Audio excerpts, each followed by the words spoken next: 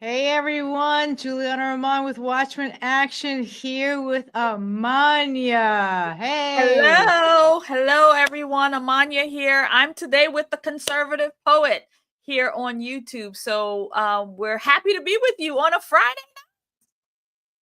I love coming live on a Friday. Friday's my favorite day.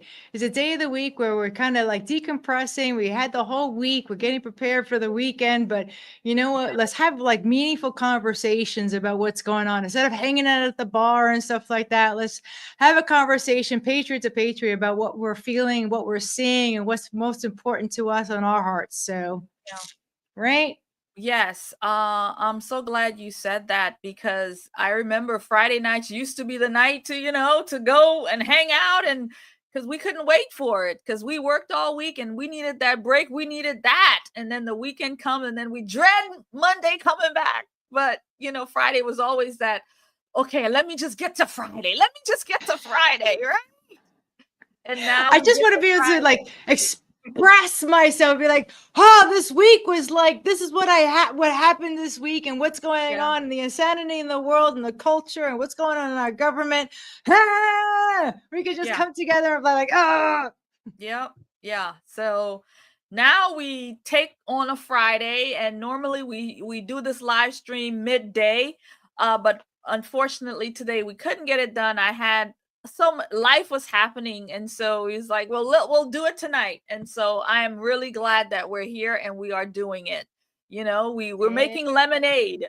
No matter what, we try to stick to our obligations as it is. That's the way we execute. That's the way we do things intentionally. So I'm really glad we're here doing it tonight. Well, it's all about what are we experiencing in our communities? What are we hearing? What are we seeing? How are we feeling so that we can give voice because to what's going on? Because we can't be the only ones that are looking at what the USAID is doing, what the Department of Education is doing. Like, they're eliminating men and women's sports, like all these different things that they've been talking about, like in the ether. And it's like, Yeah. what are the everyday people? What are the Mayas and the Julianas thinking about those things? Right? Because, Yeah. yeah. Mhm. Mhm. Well, you're right. There's been lots going on in the news cycle and President Trump has been busy with a lot of things. Yep. And one of the things that he was busy with is this, keeping men out of women's sports. So that was signed, Mm. I believe, this week. The Laken Riley Act, was it? Was it Laken Yes. Riley? Or no, that was that was last Right. week. This I'm one looking to is my producer. is Riley Gaines. They both have Riley Riley in Gaines. their That's names, and right. I couldn't think of it. But yes, Riley Gaines, and I know she was there. President Trump gave her a great because I've made many videos on Riley Gaines and what she's done, and I've actually seen her live. I saw her live this year, actually, a couple of months ago, and her story is amazing. Again, she was a swimmer who a biological male, Leah Thompson, who could not perform in men's sports. He just couldn't hack it there, and he says, "Well, you know what? I'll just become a transgender." And there he went. He became a transgender, and they said, "Okay, you can compete against women." And so they took that and ran with it. And I know there's videos out there on the internet because I covered this a lot because it's a real bothersome thing for me, especially when women are being treated in this manner, especially when it comes to women and sports. And this is an arena where women can thrive and really excel. Like, this is what it is. And what we're seeing in the society is that men and boys are taking over Hmm. these spaces. Like, my son is an athlete. He runs track and he plays football. But really, when I think about the athlete girls, the runners, and you see young boys, beating them in that way. And so Riley Gaines was like, "No, I'm not going to sit around and let this happen and not speak up." And so she stood up against the machine, and they called her all kinds of racist. They called her all kinds of homophobe, all kinds of, phobias, whatever it is. They called her everything in the book. And I remember, I think it was like 2 years ago, she was on one of the college campuses, and she was bombarded by LGBT protesters. You know, she was just, because of why? Because she's saying she's standing up for girls, she's standing up for women, you know, and so that was signed into law today. And I don't know when it was, but anyway, Riley Gaines was there, and President Trump did a great thing and making sure that, you know, this thing passed and that women are protected, right? You said something really, really important. And the fact is that women need to be protected, right? When I look at our Second Amendment, when they want to take away gun rights, they're taking away my ability to be able to protect myself against somebody who's a lot bigger than I am. You know, men in sports, you know, we need to be protecting women in sports and our ability to be able to compete against each other, females, not against men, because biologically, you know, we can't compete against men, which is why the Second Amendment is so important for women, right? At what point do we start making the connection, understanding the fact that a lot of the stuff that we're seeing is against we, the women, right? They went after the men. They say, you know, masculinity, toxic masculinity. Why? Because they want to come after the women. Why? Because they really want the kids. You know, at the end of the day, we need to stand in the way between, you know, the criminals and the children. And when you're talking about men being able to be in women's sports, no, no, no, it's not right. It's not right. Yeah. It's not right. And, you know, and like I said, I've covered this extensively, this very topic. And so when I look back at some of the work that I've done on this topic, I remember I made a video in reference to the history of sports and women's sports and how it started, like the track stars and all of those women. And again, there were people that look like me, you know, black and browns. Those were the women that were benefiting. It's true. They were the ones benefiting from this. We have Jackie Joyner-Kersee, JoJo, you know, God rest her soul. She died young. She was so beautiful. She was a great runner. But all of these Black women who paved the way and did these things. And I said to myself, even though Jackie Joyner is still alive, like people like JoJo who's passed, and I'm just like, you know, they paved the way. They did this thing. They did the hard work for women and girls to have these opportunities. And now we have these women and girls who are now in the space, you know, the Serena Williams and the you know, all of the different women runners and so on. And I'm like, Riley Gaines is standing alone. And I remember one video I made and I said the great white hope. And I said that because when you look at the sports, Black women have been the ones who really benefit a lot, right, from these things. And so, and I made a funny about it, the great white hope, because she's standing alone. She's not standing with Serena Williams, not standing with her. All these other athletes aren't standing with her. She's standing on her own. And I said it, the great white hope. That video got 57,000 views, and it was a short. Wow. It got 57,000.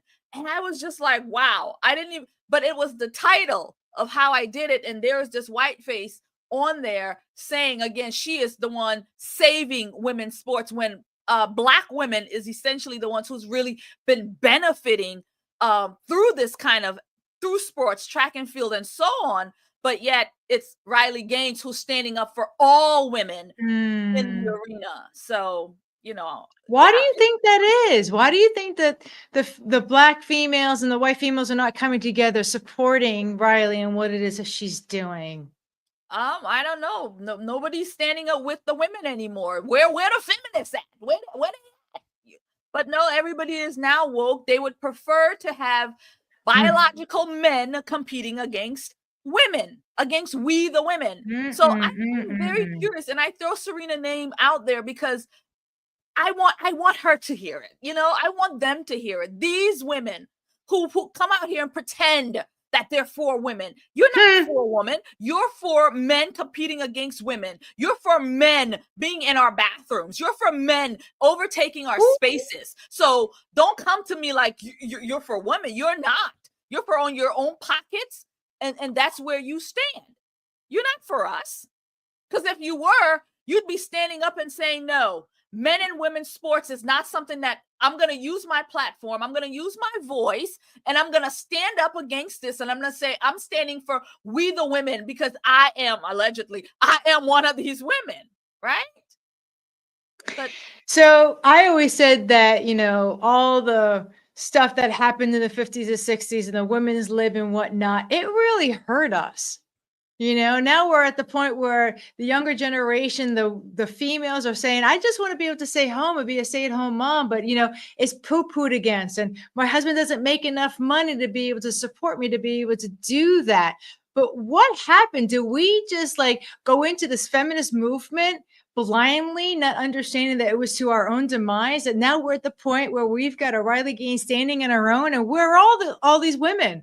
Right? You were rallying back in the 60s and 70s going women's rights, but where are you now? I'm looking at my society going, I'm sorry, but I don't even recognize what's going on around me. How come we're not protecting the females? Where are the men not protecting the women? What happened to the family structure? Where's the church in all of this?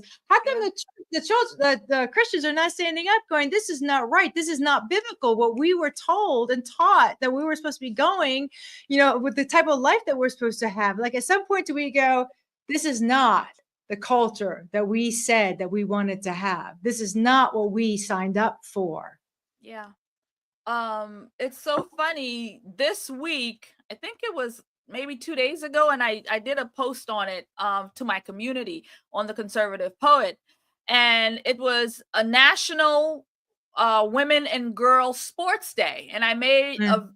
a good post, and I compared the two. I had men who are transgenders in sports, Mm. and I did a post with women who are women in sports, and I used Riley, JoJo, and our new basketball star. I can't think of her name right now. But those were the women that I used because they're right now, they're in the marketplace. Right now, they are the voices, they are the future. Mm-hmm. And so, they need support, right? Yep. But when we look at the other umbrella, where they are allowing these biological males to compete against women, they're taking away a spot. Like we started talking about how these spaces were, it's Black women, a lot of Black women thrive in Mm-hmm. these spaces. Well, when you put a man in that space, I mean, they're all about diversity, equity, and inclusion for the Negro woman. So when you take away that spot from the Negro woman, what happens then? Why aren't they up in arms?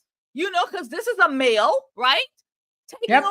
Taking over women's spaces. Where's the protest? Where's all the where is it?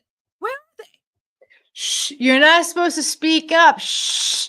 No, no, no, no, no, not allowed, not allowed. Because you know what? Culture is taking over the pulpit, and culture is telling us, the left is telling us, Christians, how we're supposed to behave and what we're supposed to be accepting in our society. When I stand up and I say, more Black babies are aborted in New York City than born, and I'm called a racist for standing up for the babies. Okay, we've got something going on. But you know what? Our Bible told us that when society became, what Black is white, right, was right is wrong. And we're looking at that today. We're at the point where it's like, it's okay to abort a baby in the 9th month, right? But it's not okay for us to, like, we've gotten to the point where our society is just so backwards. Yeah. So backwards that we've got Riley Gaines standing on by herself. Where are all the women Where are having the the women? conversation? Where are the women? I mean, the reason why you and I are having this conversation, because we're like two women going, where are all the other women going? We need to have a conversation. Because if we're not going, men, stand up and protect us, because we're standing in the gap between those that want the children, right? And the children. We need to protect them. But first and foremost, we the women need to come together. But we've got this movement going on that, if you don't wearing like the pink pussy hats and stuff like that you're not. And I'm like, no, I want to go back to the conservative Christian. The church was the center of the culture. The family was so important. The number one job was raising children. They're our future. Can we go back to that society where we're saying, no, we want to go back to what America was really all about? And we can have men and women's sports if we're going to have that. There's no way. No. It's like, the laws are being broken and dismantled. And you bring up a very good point. And when I think about, if we as the adults, if the men aren't protecting us, because yes, I know that we as women have to fight for what's ours, because we are women. This is us. Our men, sure, they will help, but if they don't see we the women rising up and coming to the forefront and saying, you know what, we're gathering together, we're banding together as women, the men are gonna be like, yeah, I got your back. I got your back. And I know in a society we'd want them to be the one at the forefront. But in this case, I think it's we the women that needs to band together to be able to protect what is ours. And once we're able to do that, then we can protect the children. Because if we're being erased, how are we going to band together to protect the children? We're fighting, trying to keep ourselves alive. We can't get you a life raft, baby. I'm trying to stay up myself. Right? That leads right into the Department of Education. And Trump saying, you know what, we need to get rid of this. Because, you know, our children have been so hurt by the department and what they've done. We went for like number 1 or something like that in education down to 34, I think it is. Like, what is the Department of Education doing? First of all, it's our responsibility, we the parents, to be educating our children. Let's start off with that, right? Okay, so if we're going to say, okay, we want someone else to educate our children, right? The Department of Education obviously is not it. When Trump is like, men are men and women are women, and take down your LGBTQ, whatever flags in the back of your classroom.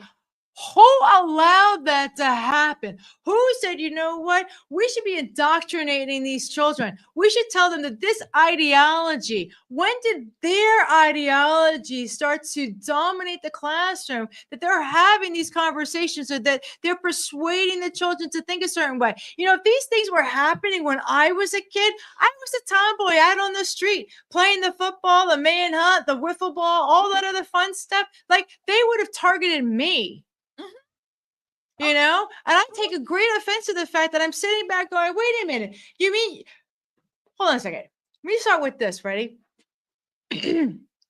My children are 35, 33, no, 36, 33, I don't know, and 25. Okay. Yeah, I know. Like, we get to the calculations. My youngest one came home from high school with a friend, and this friend said to me, I'm non-binary. And I was like, what? I didn't understand. Non-binary? What the heck is that? And she goes, non-binary. I'm like, what's that? And she's like, I don't identify as a male or as a female. And I thought to myself, this child heard something that obviously another child didn't come up with, right? So the cultural difference between my first 2 children and my youngest one, I kept thinking was, thank God I got my daughter out just in the nick of time. Like, thank God, because she was around all these people that were influencing her in a way that I was like, this is so antithesis of what it is that I would want my child to be involved with, people that I would want her surrounded by. And she's got this indoctrination going on in her high school. And I thought, how did this happen? How did I have, the older children and have no issues to the point where now I've got my daughter and she's dealing with this right here in Altamont Springs, Florida. This is not like some other country or some other state or something like that. That's happening right here in my backyard, where they're changing culture the way that they are. At some point, like, the women need to stand up and say, no, this is not what we signed up for. This is not the direction that we want our education to go, our families to go, our culture to go. So I'm excited about what's going to happen with the Department of Education. So they're going to kick back all the responsibilities back to the states. Let's see what the states do. What do you think, Amania? Well, I'm excited for it as well. And just to cover a little bit more in reference to it, I mean, this is what these people want, right? They want confusion in our children. They want confusion. And the best place to do that, the best place to hone in and do that is where? In the schools. School. away from Mama Bear, away from Papa. They're in the schools. right. They'll be able to do whatever, teach them whatever. These kids can't even read, right? I had a chart that, let me put it up. I just want us to see. This is in the city of Chicago. You can put it on the screen if you're able. I don't see it. Oh, here it. You can just share it. Yeah. No, I don't have it. No. All right, let me try again. Oh, I know what happened. I didn't share. Mm-hmm. All right, so here it is. So I'll share. There it is. There it is. Add to Okay. stage. Here we go. Go ahead. All right. So, I guess this whole thing comes up. So anyway, here it is. This is Chicago. This is in Illinois. This is 30 of the schools that they have picked up. And as you can see here, all of the dollars, and again, this is a place that gets a lot of money, right? They get a lot of money. But when you look at it, we'll just look at the first one. If you can tell the number of students who are reading proficient, 0 all the way down, okay? And this Lovejoy Middle School out there in Brooklyn District 188. And so it's getting the school spending per student $17,663 per child, and they have 30 students in this school. I don't know what kind of school it is, but with that kind of money and 30 students, just 30, how is it that nobody can read? And then it goes all the way down. The numbers go up. There's one that even has Douglas Academy High School, $56,000, a little bit over 56,000, 44 students in this school. How many can read proficiently? 0. And this is what I'm talking about, right? This is what the education system has done. We keep pouring money in, but yet the children aren't reading what they need to know. But they do know that there's 10,000 different genders. They do know that there is all kinds of what's binary, what's cisgender, what's social justice warrior. They know all of these different things, but they don't know how to read. They don't know how to do math. They don't know how to write. How are they going to be productive citizens in the society? They're not even being trained. But guess what? They've got the agenda upon them, so they can know how to come out here and be woke leftist idiots. And then they just sit around on the system and learn how to collect a check for doing nothing. And it sickens me. So that's the reason why RC and I created the Watchmen Action program, okay? Because it's like we need to get our children involved in what's really happening. They need to be awake in what's going on. We need to have our people coming together and saying, you know what? Here's an issue that's important to me that's happening in my community or in my state, and this is what I want to do about it. The children need to be involved. We need to not put them off to the side so that the leftists can get their hands on them and tell them what they need to be believing. We need the children to be thinking, right? And being able to critique what's actually happening around them so that we, the parents, are flooding the zone for them to be able to hear the truth. Not what, the propaganda wants them to know, not what the left wants them to know, but what the truth is, right? What we want them to know. I'm really excited about what's happening with the Department of Education. I'm really excited to see how the states respond to it. Yeah. That's going to be a really big deal. Like if Trump is like, no, the states need to be handling the whole Department of Education, responsibilities now that they're going to be gone. What are they going to do? Mm-hmm. How are they going to respond? What is DeSantis going to say about it? I don't know. I'm hoping that, I think he's always wanted that for it to come back to the states. But we have a congressman right here in District 10, Maxwell Frost, who today was at the building of the Department of Education. And the doors are locked. Y'all can't get in. And so I'm going to pull up a clip of him out there addressing these things. And again, it just goes to show you, this is an Uber driver right? With no education, with nothing, but he is a congressman. He is a puppet to the left. And again, out here fighting to keep your babies, your children dumb and dumber, because this is what they do. But here he is, Maxwell Frost. I'm going to pull him up.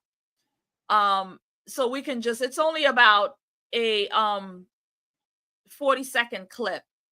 Do a share. Boom, I share. There we go. You got him? I got him, but we can't hear him. Okay. We have to, oh, I know. Do I have to? Probably. I have to press. Oh, I know. Yep, there it is. Hey, everybody, I'm here with multiple members of Congress. We're here to go to the Department of Education to fight for education, and they have locked the doors. They're not letting us in. It says all access entrance. There's this random guy out here who's refusing to let us in. His name is And right Jim here, Harefield. what's his name? His name is Jim Harefield. And right here, they have armed officers as well, acting like we're dangerous. A year ago, I'd be able to walk into this building and not be locked out. This is what they're doing. Elon is allowed in, but not you, not your elected representatives, not parents, not students. Elon can go in, his goons can go in, but not the representatives of the people. Hey, everybody, I'm here with multiple members of Congress. We're here to go to the Department of Education to fight for education, and they have locked the doors. Okay, there. So he's a great puppet talking head, nothing more than that. Yeah. Do you know that Maxwell Frost walked into my location, the Lab Orlando, when it was open? And he started talking about, gun controls and stuff like that. And I said to him, "You're in the wrong place." I went to John Jay College of Criminal Justice. I was the VP of the gun club. My degree is in forensic psychology. You're talking to the wrong woman.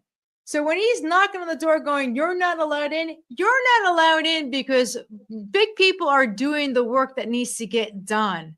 Because we're seeing all the crap that you guys have been doing inside the Department of Education. If you really cared about it, Maxwell Frost, your fanny would have been there a long time ago, having conversations with them about why is that we've got zero proficiency in reading in all these different areas. Why is it that we're slacking in the Florida educational system?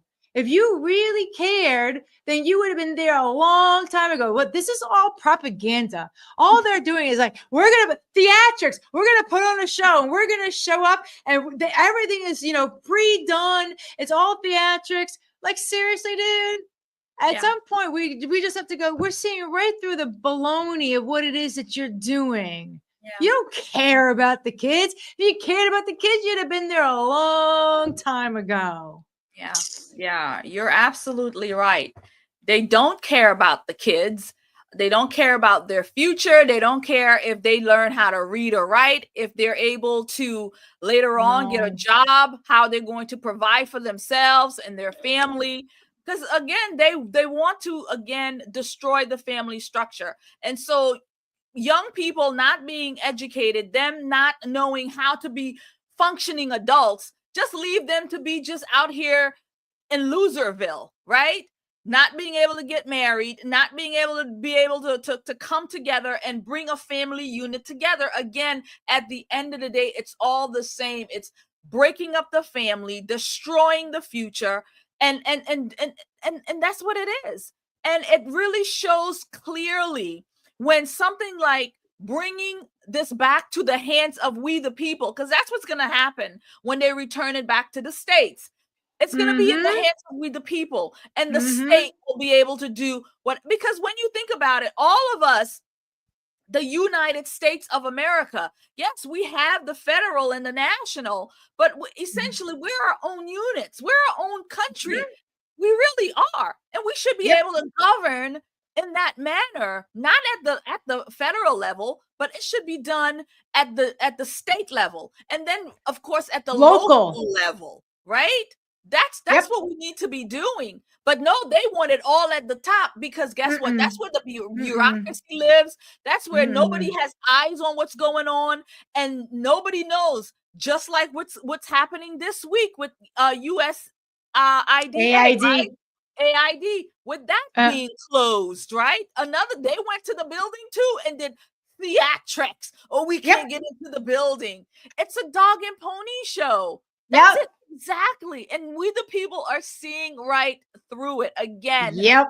Why wouldn't you want to have transparency? Why wouldn't you want the public to know that we are funding sex changes in other countries? Why wouldn't you want them to know that we are literally, I mean, there's a whole list of so many things. I don't have it with us today, but Right. a list of Ridiculous that we are covering.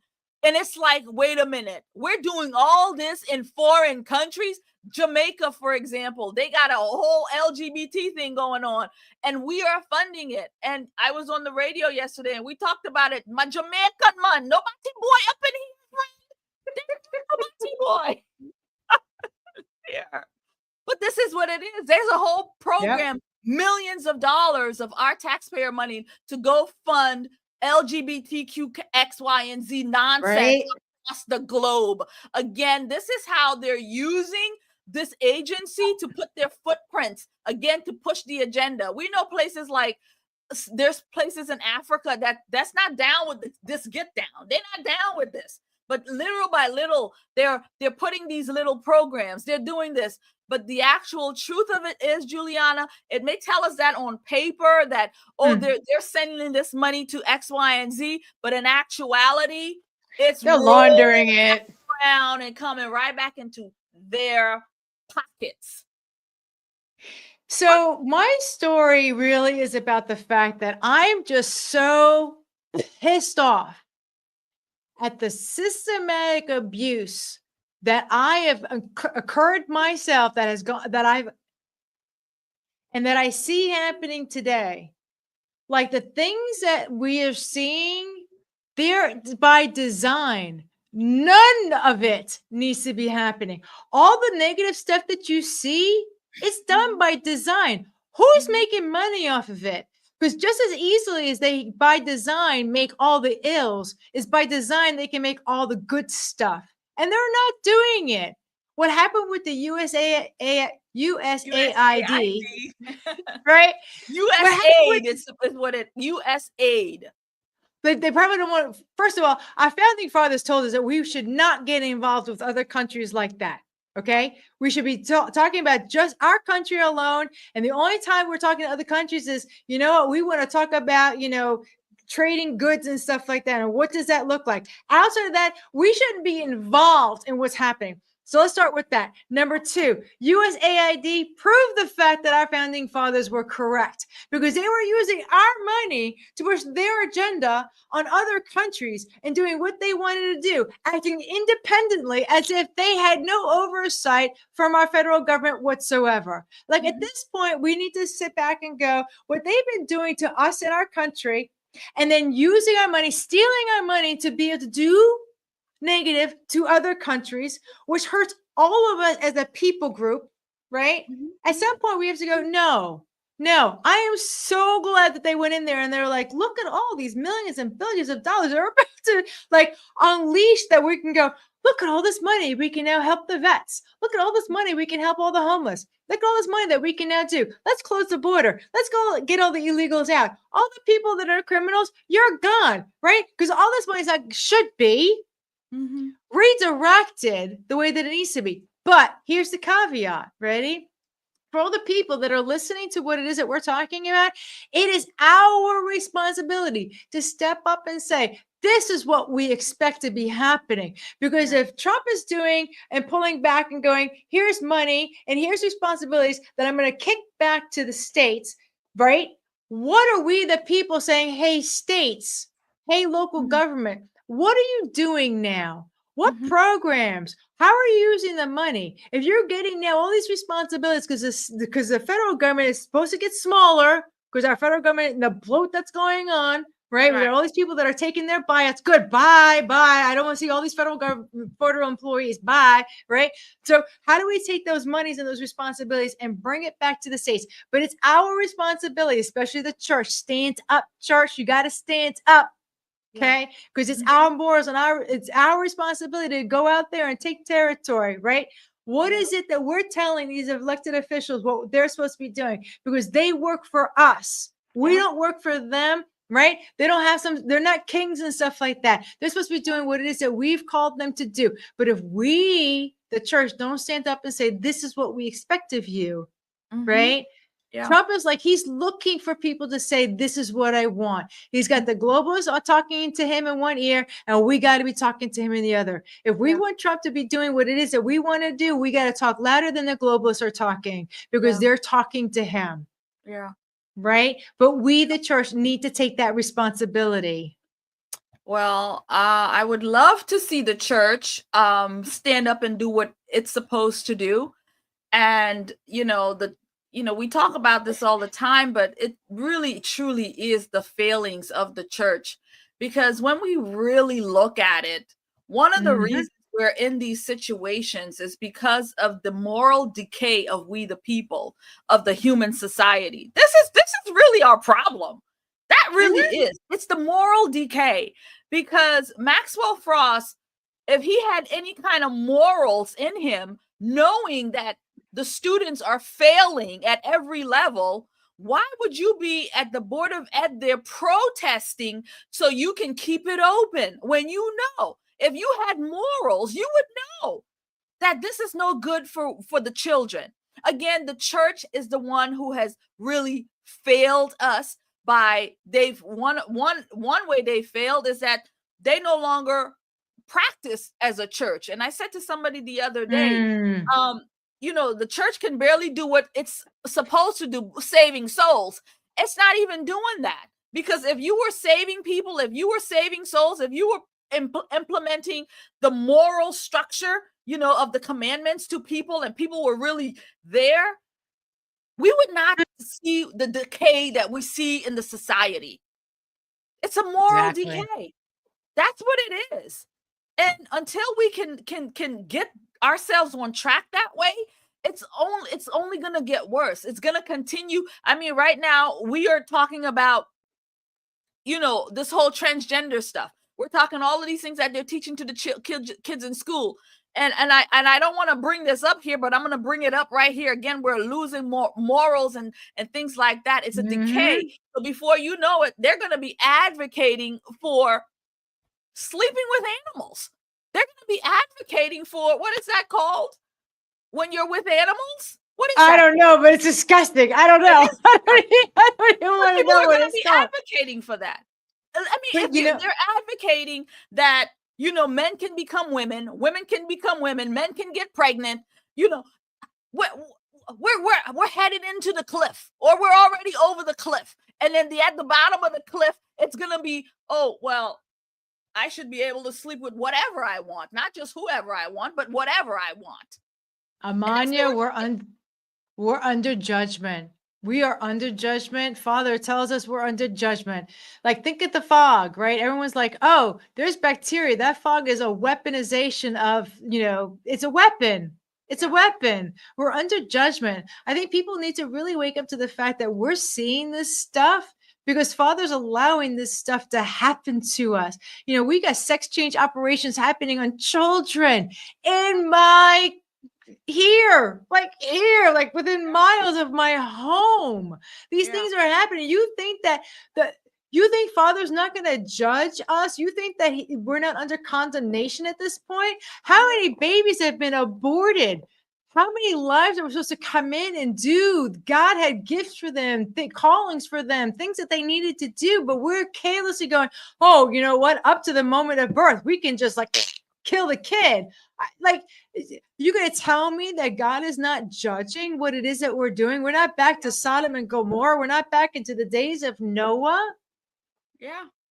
I don't know about the audience, but I'm terrified. I'm looking going, y'all need to stop this crap because, I know that I know where I'm going. But having said that, I don't want to be here when all this stuff is going and becoming chaotic. You got to look around and go, this is not what God intended for us to be experiencing in life. No way. No. This is really insanity. And, the book tells us, these are the signs. We are seeing the signs of the end. And, for me, I'm not afraid of thee. I'm not afraid of it because I'm with Jesus. And so, but for people who are not with Jesus, and they're seeing these things, and people are afraid. The wars, they told us the wars was Right. coming. They told Right. us these are some of the signs, these diseases, the COVID, whatever they're cooking up there in Africa. All that stuff is coming for us. The book tells us, we have our instructions. We have the manual. The manual tells us everything. How to be prepared, how to see these things and recognize it, and just know that be with Jesus. Don't be afraid of what you're seeing because it's happening. But in the same breath, we are called to stand up and speak on these things. We cannot be quiet about these things, even though we know, like, okay, yeah, these things we still have to stand up against evil. And again, this is where the failings of the church comes in. The failing of the church, we're going to always lay it at the feet of the pastor, at the feet of the church, because they have failed we the people. So yesterday, we interviewed Beverly Beatty Williams. She's one of the pro-lifers that was Trump signed that get them out of jail. Mm-hmm.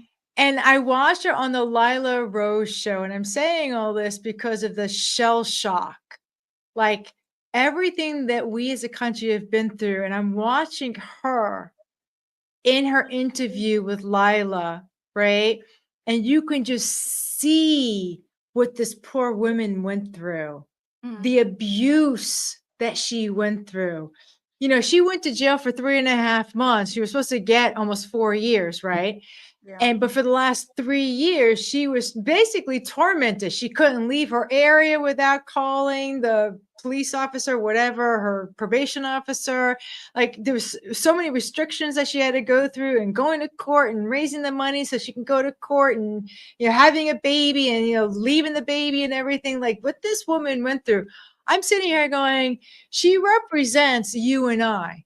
Because they can come knocking on my door just as easily they come knocking on your door, just as easily they came knocking on her door and said, you're a Christian and you're fighting for something that we, the establishment, or we, the left, or we, the Satanists, don't believe in.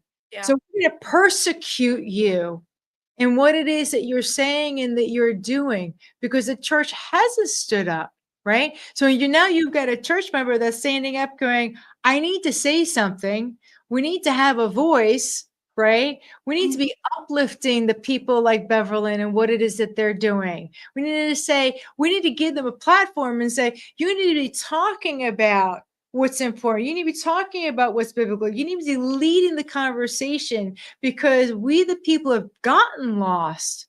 Right? We become apathetic to what's going on. We don't understand that we're killing off our own children. We don't understand what the ramifications of what that means when we're doing things like that. We need to have the voice of reason out there, like the Beverlyns, and saying, you know what? You need to have the platform to be able to say, killing babies isn't right. No, it's not right. It's not right at all. And, You just muted yourself. Miss Amania, we can't hear you. She's talking to somebody.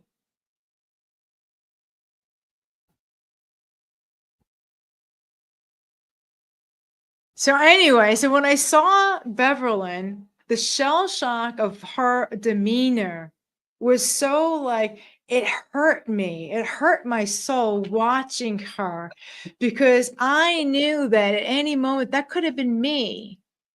That could have been you. What the J6ers went through, how long were they in there? How many years were they in there? And what they had to go through. Can you imagine that? I can't imagine that. As a matter of fact, I'm going to be interviewing one of the J6ers.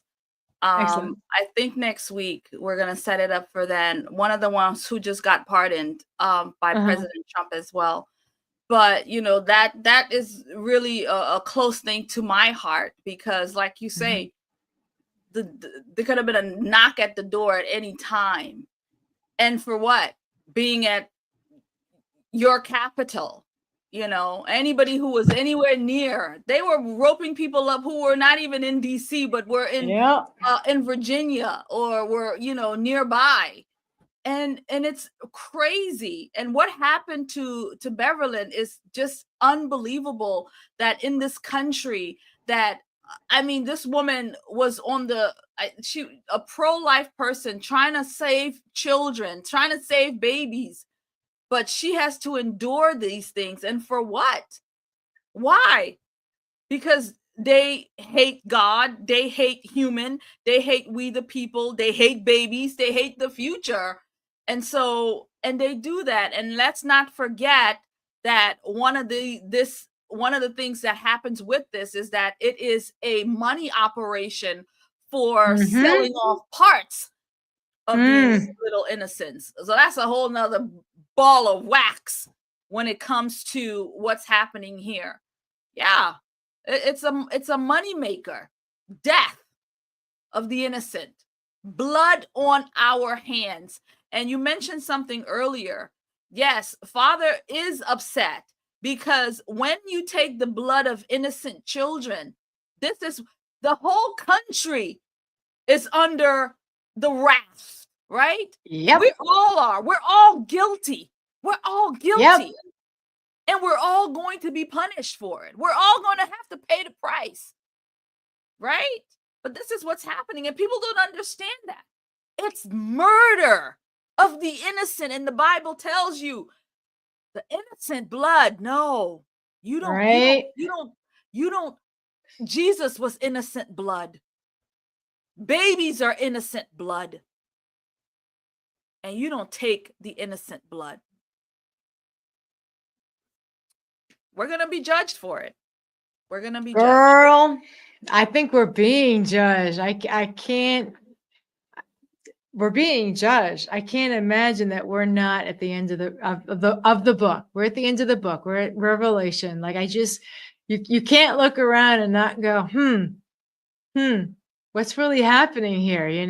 Like some really interesting things are going on that it's going to be revealed little by little. Things are coming out.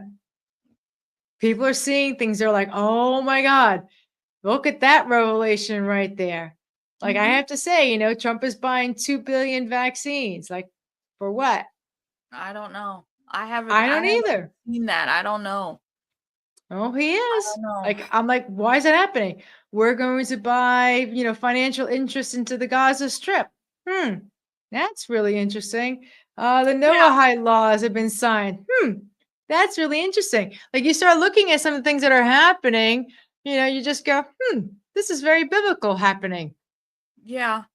The whole Gaza Strip and, taking over that area.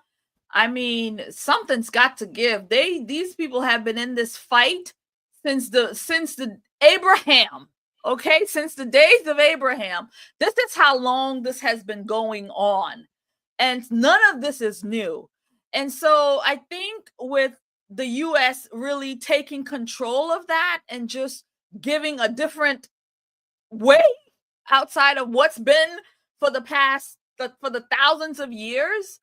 I mean, this place is completely destroyed, and just letting the people come back in, it's going to be the same thing over. It's going to be the same thing continuing. So I say, you know what? Let it be what it is. If, we're going to build properties and we're going to turn it into Dubai, let it be done.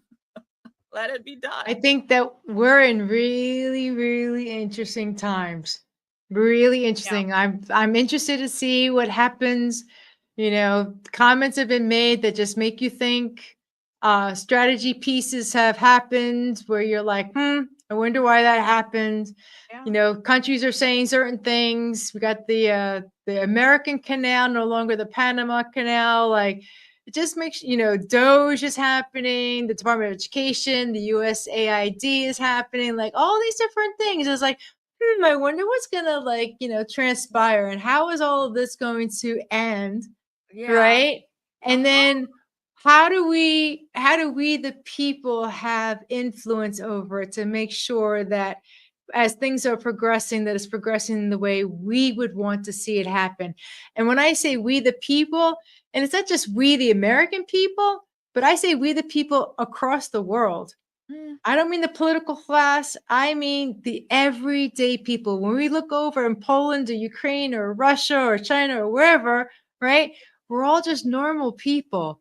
Like, yeah, it's not that we are upset with each other, it's that we have an issue with what our governments are doing. You know, like, yeah, we're not mad at what Ukraine is doing or what the Russian people are doing. It's what their government's doing. It's what, yeah.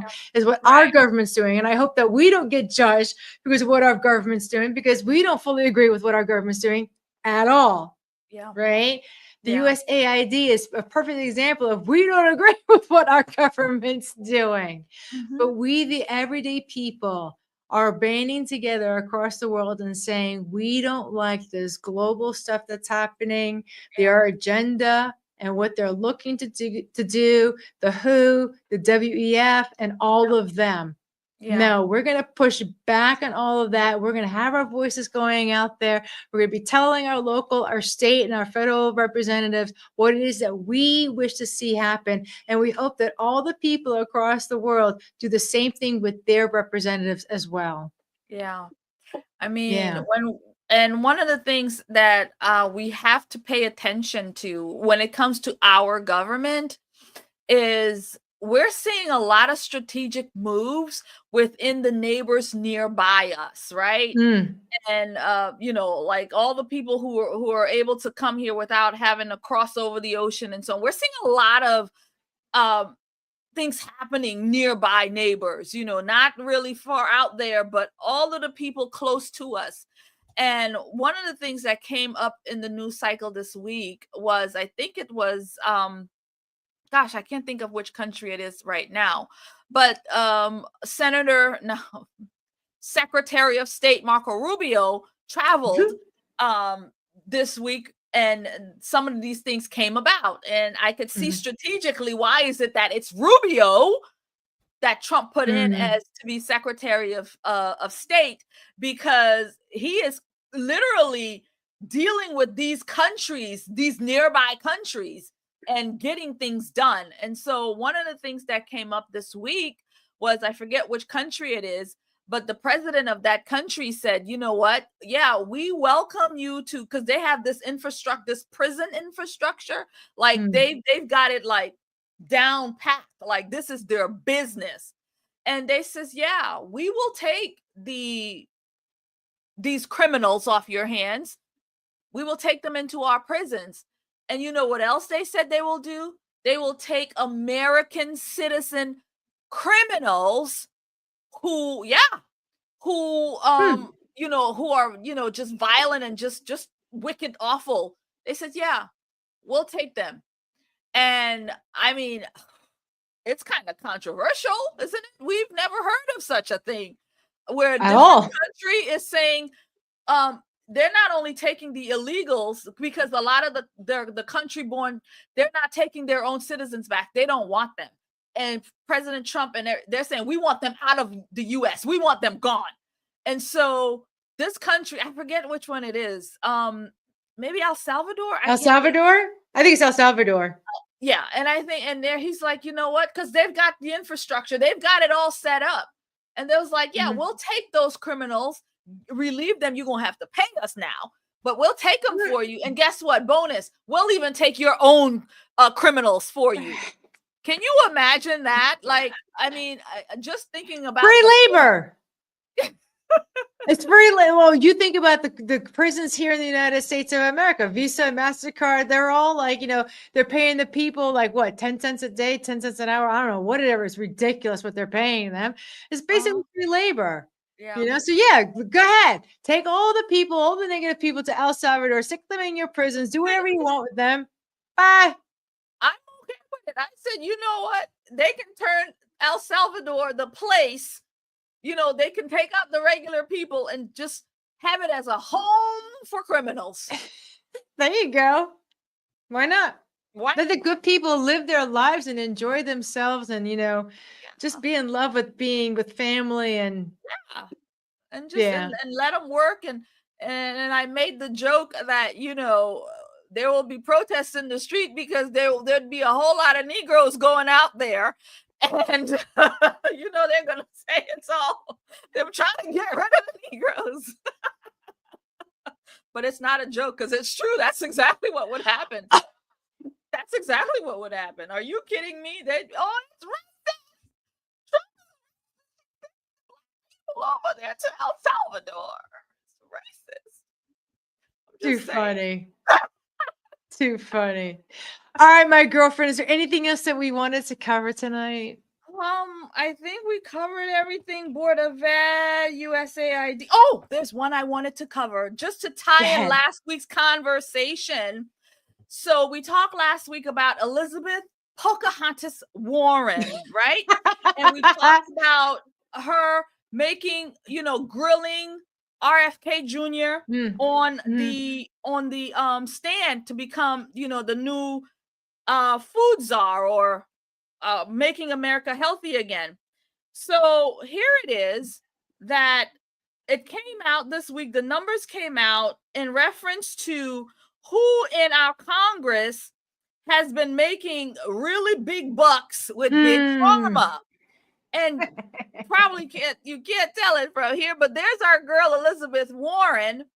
And thus far, I don't know if this is just this year or the last couple of years or however it goes, but she has made $1.2 million plus in making sure that big pharma stays in business. There's a whole slew of them. And by the way, all Democrats. And the biggest one of them all is our boy, Bernie Sanders, with nearly $2 million. Let me be clear. $2 million Bernie Sanders has made with big pharma. Why? So they can continue to push disease. They can continue to push these vaccines, these needles with juice in them into your body, pills that don't really heal you, so they can keep you hooked on. Guess what? They got paid, baby. They got paid. Elizabeth Warren got paid nearly $2 million. She got paid $1.2 million plus. Raphael Warnock, I'm very surprised to see him up here. I mean, he made 1.7 million, almost 1.8 million. But Bernie Sanders is leading the pack with nearly $2 million. That makes me sick. It makes me so sick. Every time you and I talk, like I'm an empath. I get nauseous. And can you imagine these people, how they sleep at night going, I'm going to make all this money off of the deaths and the hurts of other people. They don't care. Like, what is wrong with people? I don't understand. I just don't get it. I don't get it either. It's terrible. But this is what we're facing. And when they come out here outraged, and I would be remiss if we didn't mention really quickly the protest that they had the other day. Also, there's been a couple of them. And so they were out there at a podium. We had Chucky Schumer. He's done fight for you. We ain't gonna fight. We're fighting you. We ain't never giving up. And this was about USAID. And what we find so interesting is that they'll be out here on these podiums, but they never address what we're talking about. They're not going to address, the people we know now that you're funding sex change operations for people in Jamaica, right? We're going to bypass that. They don't want to have a conversation about the why. Like, why are we shutting down the USAID building? Why are we shutting down the Board of Ed? Why are we doing these things? Why are we doing these things? We're shutting them down because they're laundering operations, because they're doing things that are against our interests, because our society looks the way that it does. Instead of using those funds to help the American people, they're pushing an agenda that we don't agree with. And that's why you and I are here. with the conservative poet and Watchmen Action talking about these things, because I know we're not the only ones that are feeling this way, Yeah. right? But we need all of us to step up and to start talking about what's going on. We just need to be flooding the zone with how we are feeling about the situation. Because I don't know about everybody else, but I know from my personal perspective, the USAID needed to be shut down a long time ago. And thank God they found the head of the snake, right? As far as I'm concerned, if you want to talk about the main area that where they were laundering all of our money and our resources, there you go. It was right there. Yeah. You know? Just to throw it in, I believe we've hit the $40 trillion mark in our debt as a country. $40 trillion, I believe, is now what we are in debt with. 40 trillion. Can't repay that. Think Yeah. about And it. then our currency's worth nothing. No, and how much of that has gone to the pockets of these people, of, you know, the Elizabeth Warrens, the Raphael Warnocks, the Maxwell Frosses. Maxwell Frost is already a millionaire. Did you know that? He's been in. He couldn't get it. He's already a millionaire. He's already a millionaire. Uber driver. You're making $174,000 a year as a congressman. And you've been in 4 years? He just got reelected. So now it's 4 years. He's already a millionaire. A millionaire. You know, if that doesn't get people upset, I don't know what else can. I don't know what I will. mean, we've got people that are struggling, right? And you could just get elected and get like a Bernie Sanders and a Pocahontas behind you, and next thing you know, you're a millionaire. It's a disgrace. It is disgraceful. It is disgraceful.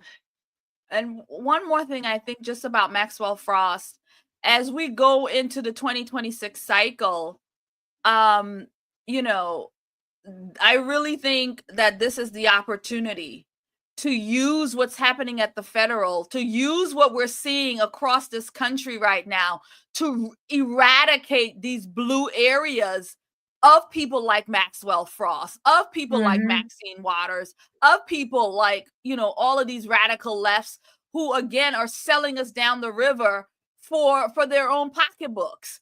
This is the time for we the people to stand up in 2026 in these midterms and say, we the people are not gonna take it. We're not gonna take it.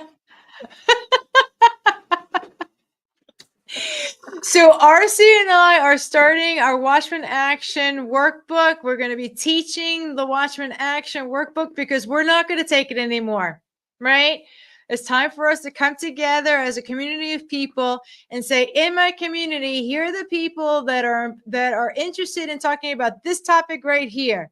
And we're going to fix this issue in our community. We're going to start having people coming together and doing what they're capable of doing inside their community, taking responsibility for what it is that they can do, right? Because it's time. It's time for the American people to come together, to lock arms. I had a friend of mine, she said to me, she raised my hand, she was holding my hand, and she said to me, Julianna, will your arm ever get tired? And I had to stop for a second. I thought, no, because if you're holding my hands up, right?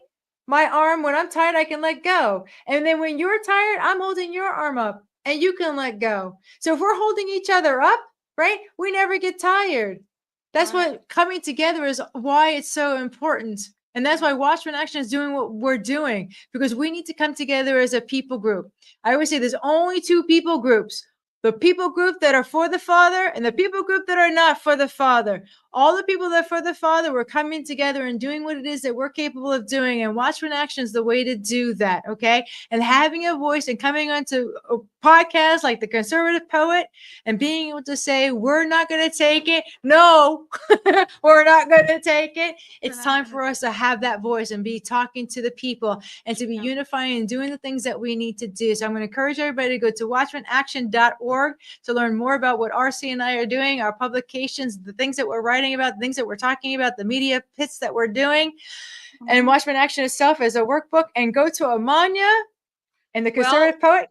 Yes. So here I am putting on live events called Liberty Halls. And this is a place where you can come and have conversations about what we're seeing, the issues. We've had some great ones. We've got one coming up in February, and it is in the Orlando area. And you can go to libertyhalls.com and you'll be able to find that and see what we're doing there. So again, conversations about the issues, bringing each other together so we can start to have these meaningful conversations. And this way we can start to build it out, starting it in different areas. Again, bringing people together so we can talk about what we're seeing, what's happening. Because again, if we are coming together, if we're conversating, if we're doing these things, we're going to build each other up. And like Julianna said, we're going to hold each other up so we can make change in our community. So that's what Liberty Halls is all about. Amania, I love you. You're my sister. I am so thrilled and honored to be here with you tonight and every Friday. So I appreciate you and I love you. And everybody out there, everybody out there, we love you too. And don't forget to like, share, and subscribe, because these are very, very important. Share it with your community, share it with your friends. This way, the algorithm will pick this up and push us out there so more people across this country and across the world will be able to tap in to what we're talking about. So thank you very much for that. We do appreciate that, and we love you too. Thank you. Bye, everybody. Bye-bye.